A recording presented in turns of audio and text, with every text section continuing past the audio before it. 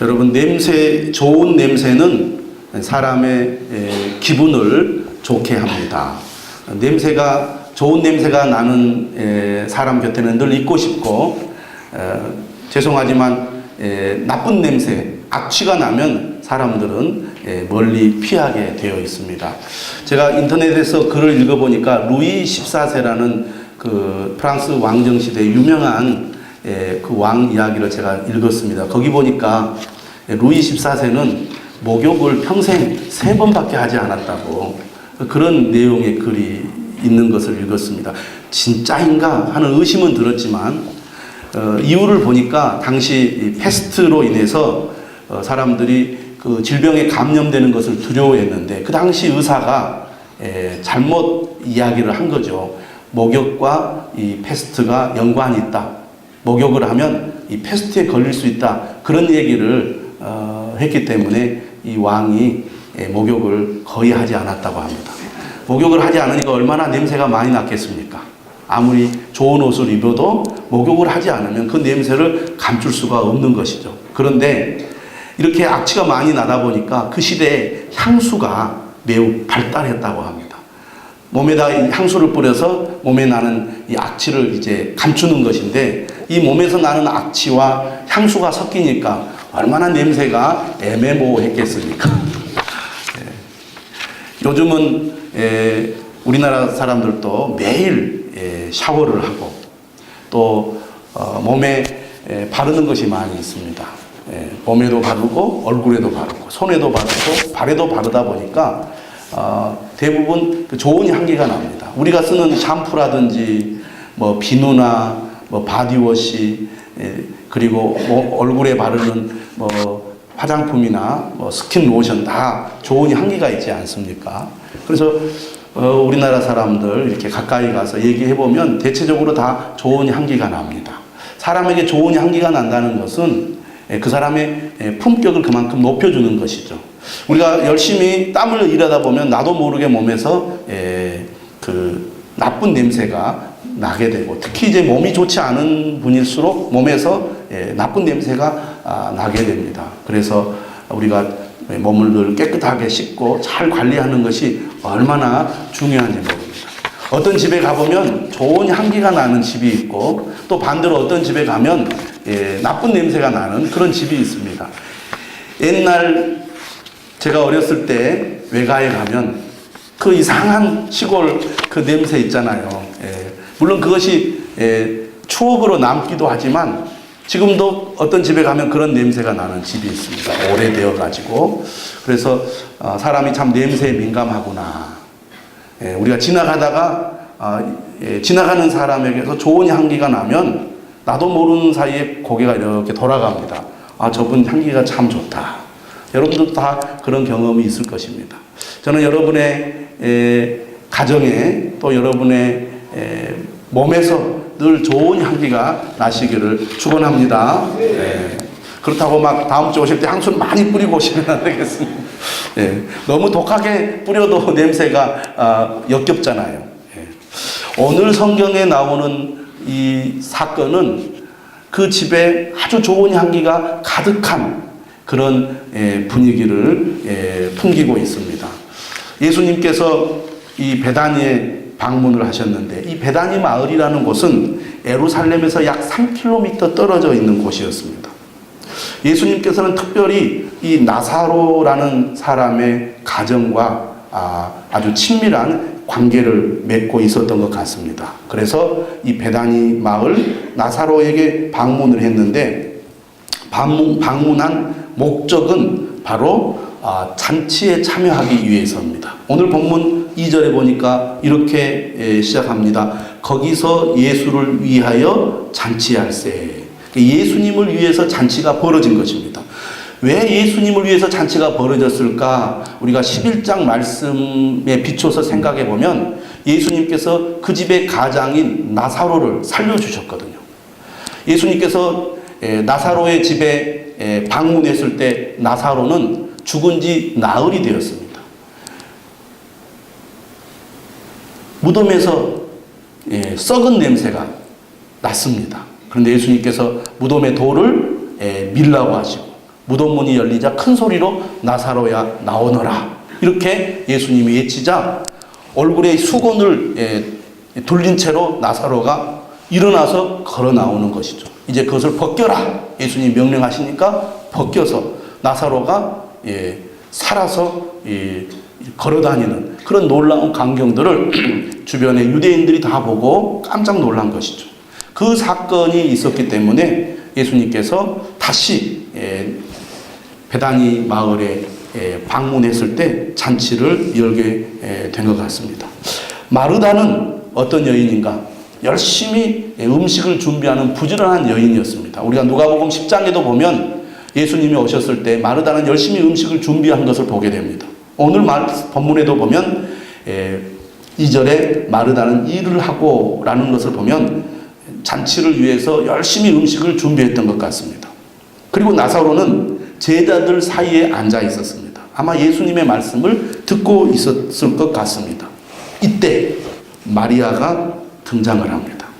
지극히 비싼 향유를 가지고 오죠. 근데 그 향유를 이렇게 소개합니다. 순전한 나드 한 근. 순전하다는 말은 그 향수가 순정품이라는 것이죠. 아주 질이 좋은 그런 향유라는 것입니다. 근데 이 나드가 어떤 향유냐면 북부 인도의 산악지대에서 자라는 나드 식물의 뿌리에서 추출한 향기라는 거예요.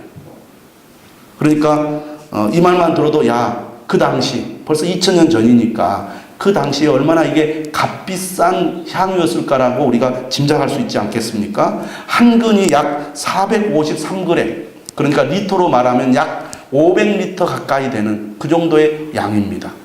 그러니까 매우 값이 비싼데 오늘 본문에 나오는 가룟 유다의 말에 우리가 비추어 보면 300데나리온이니까 1데나리온은 우리가 알다시피 노동자의 하루 품삯입니다.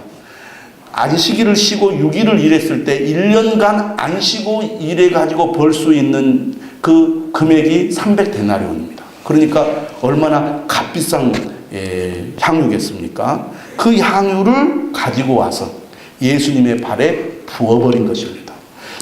보통 유대인들은 손님이 오면 물을 이렇게 준비해서 발을 씻도록 했습니다. 여러분 지금처럼 물론 우리 지금 교회에 오는 데는 좀 불편함이 있지만 요즘은 다 이 포장된 도로에 좋은 신발을 신고 오지 않습니까? 근데 유대인 이 사회는 이 땅바닥에 샌들 같은 것을 신고 오기 때문에 집에 방문하게 되면 아무래도 발이 더러워지게 됩니다. 그래서 발을 씻고 들어올 수 있도록 물을 준비해 주었습니다. 그러니까 예수님이 오셨을 때 물을 준비해 주는 것은 어떻게 보면 당연한 것일 수 있겠고, 그리고 가장 그 비천한 종이 주로 손님들이나 주인의 발을 이렇게 깨끗이 씻어 주었습니다. 그런데 오늘 마리아는 예수님에게 그 값비싼 300데나리온이나 되는 그 값비싼 향유를 발에 부어버린 것이죠. 그리고 자기 머리털로 예수님의 발을 씻어 줬습니다. 여러분, 나드 한 근을 발에 부었을 때 그 향기가 그 방 안에 가득 찼을 것입니다. 옛날 집이 얼마나 컸겠어요. 제자들이 앉고 예수님이 앉으면 아마 겨우 상이나 놓을 정도의 그 정도 방이었지 않았을까 우리가 상상을 해봅니다. 그래서 그 안에 향기가 쫙 진동을 했을 때 사람들 마음이 어땠겠습니까? 야, 좋은 냄새가 난다 하면서 기분이 좋아졌을 거예요. 그리고 약간 황홀한 느낌이 들었을 것입니다. 야, 참 향기가 좋다. 이랬을 거란 말이죠. 그런데 기분 나쁘게 생각하는 사람이 한 사람 있었다는 것입니다. 그 사람이 바로 가룟 유다입니다. 가룟 유다가 이렇게 말해요. 이 향유를 어찌하여 300데나리온에 팔아 가난한 자들에게 주지 아니하였느냐. 가룟 유다는 어떤 사람입니까? 예수님의 제자들 중에 회계 담당자였습니다. 그래서 재정을 맡아서 관리하는 사람이었죠. 여러분, 예수님이 12제자를 데리고 이 마을 저 마을 다니면서 복음을 전할 때 얼마나 비용이 많이 들겠습니까? 먹을 것도 챙겨드려야 되고 또 여러 가지 필요한 것들이 아마 제공되어야 했을 것입니다. 그러다 보니까 아마 머리가 좋은 가룟 유다가 일일이 계산을 해가면서 예수님과 제자들에게 필요한 것들을 제공했을 것이라고 생각이 됩니다. 그런데 딱 가룟 유다가 보니까 저거는 300데나리온 견적이 나오는 것 같아요. 그런데 그 귀한 것을 한꺼번에 부어버렸으니 얼마나 화가 났겠습니까? 저걸 나를 주면 저걸 가지고 내가 알뜰하게 잘 썼을 텐데 그런 생각을 했을 거란 말이죠.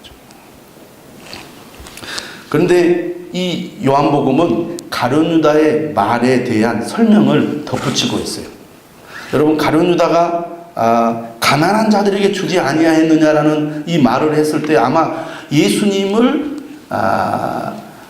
생각하면서 이 말을 했을 거라는 생각이 들어요. 왜냐하면 예수님은 가난한 사람들에 대한 관심과 사랑이 많으셨거든요. 왜냐하면 예수님 주변에 모여드는 사람들이 주로 가난한 사람들이었기 때문입니다.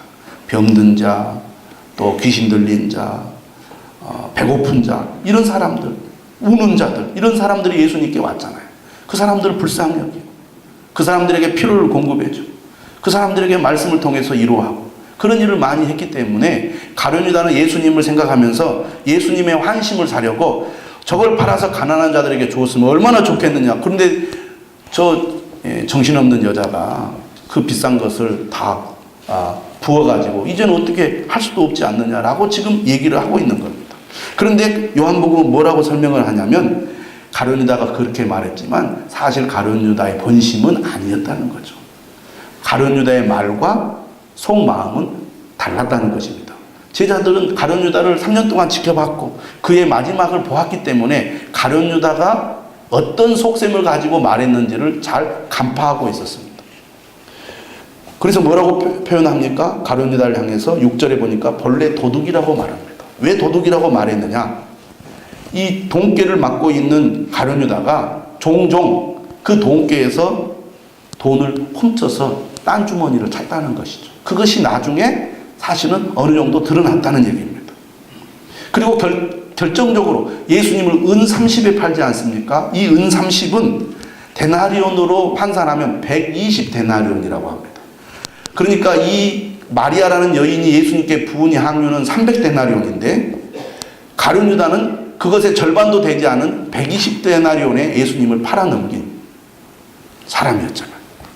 한마디로 말하면 계산에 빠른 사람이고 돈 욕심이 많은 사람이었다고 볼 수가 있습니다. 그래서 이 가룟 유다 입장에서 볼 때는 이 마리아가 마음에 안 든 것이죠. 그래서 그렇게 얘기를 한 겁니다. 그 말을 들은 예수님이 오늘 본문 7절과 8절에서 이렇게 말합니다. 그를 가만두어 나의 장래할 날을 위하여 그것을 간직하게 하라. 가난한 자들은 항상 너희와 함께 있거니와 나는 항상 있지 아니하리라. 예수님께서 가룟 유다의 말을 무시하지 않으셨습니다. 그러면서도 마리아의 행동을 두둔하시죠. 이 예수님의 말씀을 들으면 예수님은 자기를 위해서 낭비하는 것을 좋아하시나? 이런 의구심이 들기도 합니다. 예수님이 왜 이렇게 말씀하셨을까를 우리가 본문 전체를 통해서 우리가 생각해 볼 수가 있는데요. 어떻든 간에 마리아의 행동은 매우 파격적이라고 할 수 있습니다. 보통 사람들이 잘 하지 않는 행동이죠. 그래서 모두를 놀라게 했을 것입니다. 이 마리아의 이 행동은 매우 유명한 사건이 되어서 당시 많은 그리스도인들에게 전파가 되었습니다. 여러분, 요한복음은 예수님이 죽으시고 부활하시고 승천한 지 약 60년이 지난 후에 기록된 책이라고 그렇게 학자들은 대부분 말합니다. 그러니까 예수님 당시에 있었던 사람들은 거의 다 세상을 떠났을 때죠. 그리고 그 후대 사람들이 예수님을 지금 믿고 있는 겁니다. 그런데 그 60년이 지난 그 후에도 당시의 그리스도인들은 베다니의 마리아 하면 예수님께 향유를 부었던 그 여인 말이지요 라고 다 알 정도로 유명했다는 것이죠. 뭘 보면 알 수 있느냐? 요한복음 11장에 보면 나사로 사건을 소개할 때 나사로를 어떻게 소개를 하느냐면 이렇게 소개합니다. 11장 2절에 이 마리아는 향유를 주께 붓고 머리털로 주의 발을 닦고 닦던 자요 병든 나사로는 그의 오라버니더라.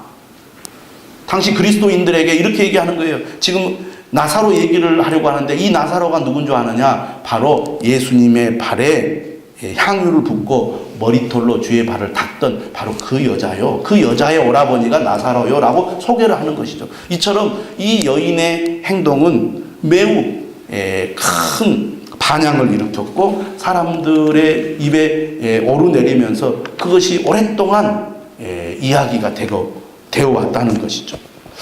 이처럼 이 마리아의 파격적인 행동, 어떻게 보면 낭비하는 것이고 허비하는 것인데 왜 이 여인은 이런 행동을 했을까라고 우리가 생각해 볼 수가 있습니다. 왜 이 여인이 이렇게 행동했을까요?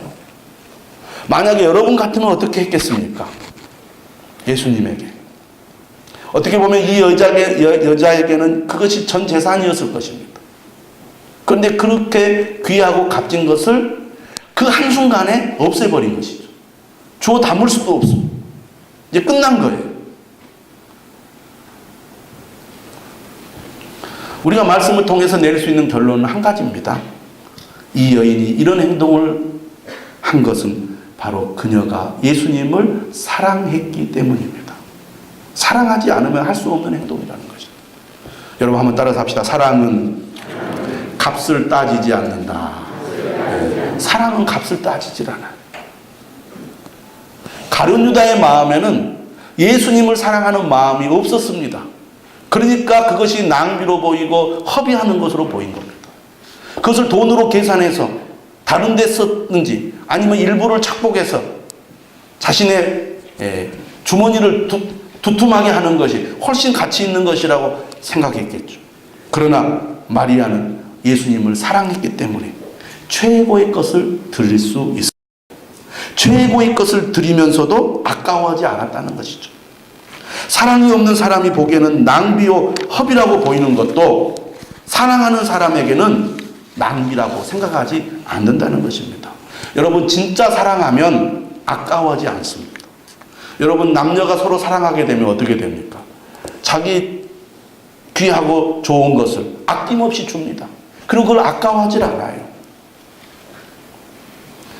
여러분 우리 청년들에게 또 제가 묻고 싶습니다. 누구를 사랑하게 되면 내 귀한 것을 주는 것을 아까워하지 않아요. 그게 진짜 사랑이에요.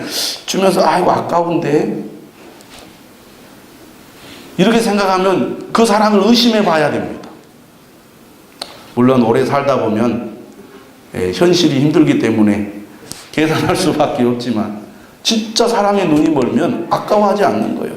그래서 사기꾼들은 다 사랑으로 포장해서 상대방을 이렇게 꼬시지요. 그러면 어떻습니까? 여인은 사랑에 빠져가지고 남자를 위해서 수천만 원, 수억도 아낌없이 줍니다. 우리가 그런 기사들을 종종 보지 않습니까? 사랑을 빙자해서 상대방에게 엄청난 돈을 뜯어내는 그런 기사들을 보잖아요. 사랑의 눈이 멀면 그 어떤 것도 아깝지 않는 거예요. 여러분 어머니가 왜 이대합니까? 자식을 위해서라면 희생과 헌신을 마다하지 않기 때문입니다. 그래서 자식은 그 어머니의 희생과 헌신을 평생 잊지 못해요. 왜 어머니가 자식을 위해서 희생과 헌신을 마다하지 않습니까? 사랑하기 때문이죠. 요즘 젊은 엄마들은 옛날 엄마들하고 달라서 좀 이기적입니다. 자기 권리를 찾는 걸 중요하게 여겨요. 그래서 제가 우리 교회 젊은 엄마들 보니까요. 정말 그 어린 자녀들을 위해서 너무너무 애를 많이 쓰더라고요. 고생을 많이 해요. 애가 아프면 그 아픈 아이를 치료하기 위해서 얼마나 힘든 고생을 하는지 몰라요. 시대가 달라지고 사람들의 가치관이 달라져도 어머니의 사랑은 위대하다. 저는 그런 생각을 했습니다. 사랑하기 때문에 자녀를 위해서 모든 것을 다 줄 수 있는 것이죠. 그리고 그 사랑이 있기 때문에 그 사랑의 헌신이 있기 때문에 가정이 유지가 되는 거예요. 그렇지 않습니까? 모든 것을 우리가 계산적으로 생각하면 관계가 다 끊어질 수밖에 없죠. 어떻게 이 가정이 존재하고 공동체가 존재하겠습니까? 여러분 기독교 신앙은 의무를 이행하고 그에 따른 보상을 받는 것이 아닙니다. 다시 말하면 기독교의 신앙은 거래 관계가 아니다. 그 말, 거래 관계가. 기독교의 신앙은 사랑의 관계입니다. 하나님과 나와의 사랑의 관계를 중요시하는 게 기독교 신앙의 본질이라는 것을 우리가 알아야 됩니다. 예수님께서 뭐라고 말씀하셨습니까? 마태복음 22장 37절 신명기 말씀을 인용해서 이렇게 말씀하시죠. 내 마음을 다하고 목숨을 다하고 뜻을 다하여 주 너의 하나님을 사랑하라. 이것이 크고 첫째 되는 계명이요. 진짜 믿음은 어떤 거냐? 사랑하는 거라는 겁니다.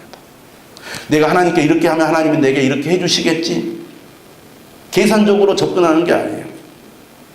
진짜 우리가 믿음을 갖게 되고 하나님을 알게 되면 그 사랑에 감동하여 나도 하나님을 사랑하는 것입니다. 왜 주님께서 우리에게 사랑하라고 말합니까? 하나님이 우리에게 큰 사랑을 보여주셨기 때문입니다. 모든 것을 다 우리를 위해서 버리고 바치고 희생했기 때문에 우리가 구원을 받은 거 아닙니까? 그 큰 사랑을 받은 우리도 똑같이 사랑하기를 주님은 원하신다는 것입니다. 여러분, 사랑은 무엇입니까? 나를 다 쏟는 것입니다. 그래서 마리아는 자기의 가장 소중한 것을 다 쏟아버린 것입니다. 여러분, 사랑할 때 행복합니다. 믿으십니까? 네. 우리의 신앙생활이 행복하고 감격 있고 감동이 있으려면 사랑이 있어야 돼요. 정말 나는 하나님이 너무 좋아요. 하나님 앞에 나가는 것이 너무 행복해요. 그건 뭐예요? 예배를 통해서 사랑을 경험하고 말씀을 통해서 하나님의 사랑이 내 마음에 부어지기 때문에 나도 그 사랑에 반응하여 나도 사랑합니다. 나도 주님이 너무 좋습니다. 나도 주님과 함께하는 게 너무 기쁩니다. 라는 고백이 나오는 것입니다. 그게 믿음이죠. 그게 믿음입니다. 그러므로 믿음이 크다는 것은 사랑이 깊다는 것입니다. 더 사랑할수록 더 큰 믿음을 갖게 되는 거예요. 여러분, 믿음이 얼마나 소중합니까? 여러분, 우리가 믿음으로 이 세상을 이깁니다. 믿으십니까? 요한일서 뭐라고 말합니까? 세상을 이기는 승리는 이것이니 곧 우리의 믿음이라 그랬습니다. 이 험한 세상 우리가 어떻게 승리하며 살아갈 수 있습니까? 믿음으로 가능한 거예요. 그 믿음이 뭐냐? 주님을 사랑하는 마음입니다. 여러분, 우리가 믿음으로 구원을 받는 줄 믿으시기를 바랍니다. 믿음으로 우리가 천국에 가는 거예요. 우리가 사는 이 세상은 정말 불완전한 세상입니다. 한치 앞을 할 수 없는 것입니다. 우리가 아무리 노력하고 애를 써도 우리가 이 세상에서 만족을 얻을 수 없어요. 한계를 분명히 갖고 있습니다.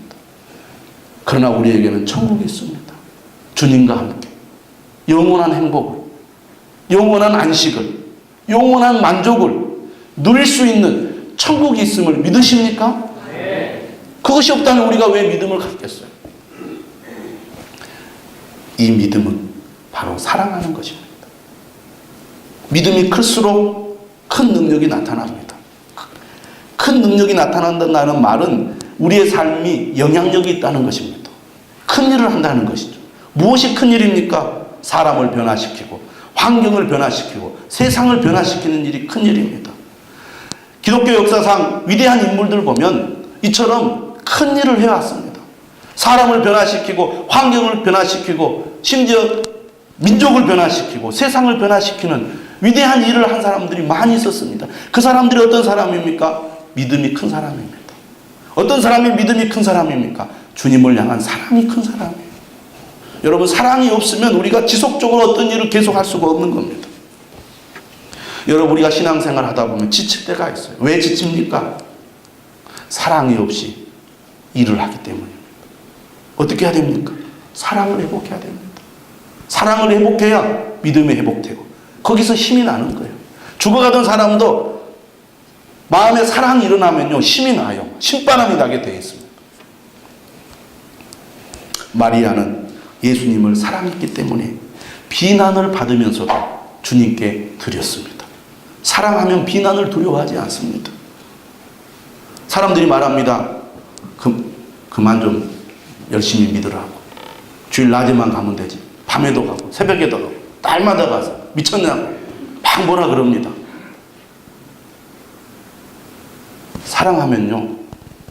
사랑하면 그런 비난이 두렵지 않습니다. 진짜 사랑에 빠지면요 남녀가 사랑에 빠지면 날마다 봐요, 날마다. 하루도 안 빼놓고. 그리고 자세한 이야기는 집에 가서 하자. 전화로 밤새 얘기합니다. 몇 시간 동안 전화를 해요. 그러면서도 시간이 부족하다 그러면 너 단단히 미쳤다. 주변에서 그러지 않습니까? 친구들하고 그렇게 사이좋게 지내다가도 사랑하게 되면 나 바쁘니까 가야 돼 하고 친구를 버리고 사랑하는 사람에게 가잖아요. 그게 사랑의 힘이죠. 사랑하기 때문에 비난을 두려워하지 않았습니다.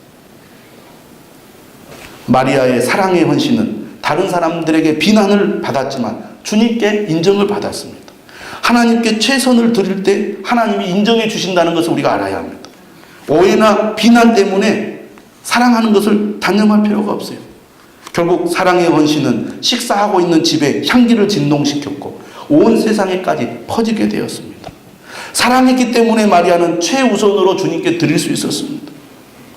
결국 마리아의 헌신은 예수님의 장례를 준비하는 것이 되었습니다. 마리아는 그것이 예수님의 장례를 준비하는 것일 줄 몰랐을 것입니다. 그러나 결국에는 예수님의 장례를 준비하는 것이 됐어요. 요한복음 12장 1절에 보면 6월절 엿새 전이라고 되어 있습니다. 이제 예수님은 일주일이 있으면 십자가에 달려 죽게 됩니다. 마리아의 그 행동이 예수님의 장례를 기념하고 준비하는 그런 일이 된 거예요. 여러분, 내가 하는 헌신, 내가 하는 그 사랑의 헌신이 주님께 영광이 되고 주님의 이름을 드러내는 위대한 일이 될 수 있다는 것을 여러분 알 필요가 있습니다. 우리의 사랑의 헌신은 우리의 생각을 넘어서 큰 일을 이루게 하는 것이죠. 자, 문제는 마리아가 이렇게 사랑의 헌신을 할 수 있었던 이유가 어디에 있었느냐는 것이죠. 여러분, 우리가 말씀을 들을 때 여러분 주님을 위해서 헌신하십시오. 그것이 아름다운 일이고 그것이 귀한 일이고 주님이 기뻐하시는 일입니다 라고 아무리 외쳐도 우리가 행동으로 헌신을 한다는 것 사실 쉬운 일이 아닙니다. 좋은 말씀이지요. 그러나 제 현실은 그게 아닙니다. 우리가 다 그렇게 속으로 생각합니다. 또 그렇게 말하기도 합니다. 여러분, 마리아가 이렇게 헌신할 수 있었던 것은 무엇 때문일까요? 여러분, 믿음은 사랑입니다. 사랑은 헌신이에요. 헌신할 때, 그 사랑의 헌신이 있을 때 우리의 믿음이 풍성해지는 것입니다. 믿음의 그 축복을 우리가 누리게 되는 거예요. 여러분이 정말 잘 믿기 원합니까? 정말 믿음의 복을 누리기 원합니까? 예수님을 사랑하십시오. 그리고 그 사랑으로 주님을 위해 헌신해 보십시오. 그 자리로 나가지 않으니까 믿음이 이렇게 올라가지 못하는 거예요. 헌신이 없는 믿음은 성장할 수가 없게 되어 있습니다. 그게 사실은 성경에 올리고 믿음에 올립니다. 그런데 우리가 그걸 알면서도 왜 안 되냐 그 말이에요. 왜 안 되냐? 여러분, 마리아는 어떻게 이렇게 사랑의 헌신을 할 수 있었을까요? 우리는 어떻게 하면 이렇게 마리아 같은 그 사랑의 헌신을 할 수 있을까요? 본문을 보시면 마리아가 헌신할 수 있었던 것은 그가 예수님의 사랑을 많이 받았기 때문입니다. 여러분, 누가 사랑할 수 있습니까? 사랑을 받은 자가 할 수 있는 거예요. 사랑을 받지 못하면 사랑을 못하는 겁니다. 자, 무엇을 보면 우리가 그걸 알 수 있느냐? 여러분, 11장에 보시면 나사로가 병으로 이독하게 되었을 때 그 가족들이 예수님께 사람을 보냅니다. 150km 떨어진 곳에 예수님 머물러 있었습니다. 그곳에 사람을 보내면서 어떤 전가를 보내냐면 이렇게 전가를 보냅니다. 주여 보시옵소서, 사랑하시는 자가 병들었나이다. 사랑하시는 자가 병들었나이다. 그러면서 11장 5절에는 이렇게 설명을 합니다. 예수께서 본래 마르다와 그 동생과 나사로를 사랑하시더니. 그러니까 이 나사로의 가족들, 특히 마리아는 예수님의 사랑을 많이 받은 거예요. 여러분, 우리가 은혜 받았다는 것은 무엇을 의미합니까? 사랑을 받았다는 거예요. 주님이 나를 너무너무나 사랑하셔서 나 같은 죄인을 용서하시고 구원해 주셔서 너무너무 감사합니다 하는 그 사랑에 대한 감격, 그것이 바로 은혜 아닙니까? 은혜 받지 않으면 우리가 제대로 믿음을 가질 수가 없고 제대로 주님을 섬길 수가 없는 거예요. 그래서 아무리 여러분 주님을 열심히 믿으시기 바랍니다, 열심히 섬기시기 바랍니다라고 아무리 얘기를 해도 주님의 사랑이 내 마음에 부어지지 않으면 어렵다 그 말이에요. 근데 마리아는 사랑을 많이 받았어요. 어떻게 그렇게 사랑을 받게 되었을까를 한번 생각을 해봤어요. 여러분 예수님의 말씀을 보면은요, 예수님께서 제자들에게 전도하러 내보내실 때 그 예수님의 원리가 있었습니다. 어느 마을에 가서 복음을 전할 때 너희들을 환영하는 집에 가서 머무르라 그랬어요. 그리고 만약에 너희를 거부하면 발에 먼지를 털고 나오라 그랬어요. 전도할 때는 환영하는 집에 머물러서 그 집을 거점으로 해서 복음을 전하게 했습니다. 여러분 예수님도 마찬가지였을 것입니다. 예수님이 마을을 돌아다니면서 복음을 전할 때 예수님이 밥도 먹어야 되고 잠도 자야 됐잖아요. 그때 예수님이 어느 집에 머물렀겠습니까? 예수님을 진심으로 환영하고 맞이해주는 그 집에 머물렀을 것입니다. 여러분 예수님을 모시면 어떤 혜택이 있습니까? 예수님 모시면 예수님 말씀을 더 가까이서 더 들을 수가 있잖아요. 우리가 그냥 길가에서 지나가다 얘기하는 것과 집에 모셔서 얘기하는 것은 천지 차이입니다. 그런데 이 베다니에 예수님이 오시면 이 나사로의 가족들이 아마 성심성의껏 정성을 다해서 예수님을 섬겼던 것 같아요. 예수님이 마음 편하게 머무를 수 있도록. 그러니까 예수님은 예루살렘에 올 때마다 베다니에서 머물렀던 것이죠. 잘 섬기니까. 그만큼 예수님도 더 많은 사랑을 주셨고, 그런 관계 속에서, 친밀한 관계 속에서 마리아는 예수님의 사랑을 많이 받았습니다. 특히 우리가 누가복음 10장 39절에 보면 주의 발 아래 앉아 그의 말씀을 들었다고 그랬어요. 마르다가 주의 발 아래 앉아서 가까이에서 예수님의 말씀을 듣는 것을 마리아는 좋아했습니다. 마르다는 아주 부지런한 여인이었어요. 그래서 열심히 봉사하고 열심히 음식을 대접하는 일을 많이 했지만 마리아는 그것보다는 예수님 발 아래 앉아서 말씀을 듣는 걸 좋아했어요. 말씀을 통해서 주님의 은혜를 받은 것이죠. 그래서 그 안에 예수님을 향한 사랑이 점점 커져가기 시작했습니다. 결정적인 게 뭡니까? 바로 그의 오라버니 나사로를 죽은 지 나흘 만에 살리신 것이죠. 그 놀라운 기적을 눈앞에서 그가 경험을 했습니다. 그 얼마나 감격했겠습니까? 이 11장을 보면요, 마리아가 예수님이 그 마을 앞에서 들어오지 않고 부릅니다. 그때 발 아래 뭐라 그럴까요? 무릎을 꿇고 예수님 붙잡고 예수님이 빨리 오셨더라면, 여기 계셨더라면 우리 오라버니 나사로가 안 죽었을 것입니다. 이런 얘기를 해요. 그러면서 막 울어요. 예수님 앞에서. 예수님도 그 마리아를 보고 눈물을 흘리시죠. 그만큼 마리아는 예수님을 사랑했고 예수님이 없어서 오라버니가 죽은 것을 너무나 안타까워했는데 놀랍게도 그 오라버니를 살리신 기적을 행하니까 그 마리아의 마음속에 예수님을 향한 사랑이 아주 엄청나게 부어진 것이죠. 그 사랑이 가장 값비싼 것도 아끼지 않고 주님께 부을 수 있는 그런 동기가 된 것입니다. 이 마리아의 행동은 순수한 사랑의 표현이죠. 공개적이고 자발적이고 희생적인 사랑입니다. 여러분, 진정한 믿음은 의무적으로 하는 것이 아닙니다. 사랑으로 헌신하는 것입니다. 저는 그런 성도가 행복한 성도인 줄로 믿습니다. 그가 사랑으로 헌신할 수 있었던 것은 바로 주님의 사랑을 받았기 때문입니다. 은혜를 받았기 때문입니다. 저는 그래서 무엇보다도 우리 성도들이 은혜 받는 것을 사모해야 된다고 믿습니다. 그의 발 아래에 앉았다 그랬잖아요. 말씀을 듣기 위해서 가까이 더 나아가려고 해요. 가까이 더 나아가요. 더 사모하면서 들어야 됩니다. 주님 나에게 사랑을 부어주십시오. 주님의 사랑이 필요합니다. 주님의 사랑에 빠지기 원합니다. 주님의 사랑에 내가 사로잡히기를 원합니다. 여러분, 사랑받고자 하는 부림이 저는 여러분들에게 있어야 될 줄로 믿습니다. 그것이 우리를 더 강한 믿음으로, 큰 믿음으로 세워줄 것입니다. 그리고 그 믿음이 여러분들을 향하여 정말 마리아와 같은 사랑의 헌신으로 나타날 줄로 믿습니다. 진정한 사랑은 계산하지 않는 것입니다. 저는 여러분의 마음과 또 여러분의 가정과 또 우리 교회에 이런 헌신 있는 사랑의 향기로 가득하시기를 주님의 이름으로 축원합니다. 찬송합니다.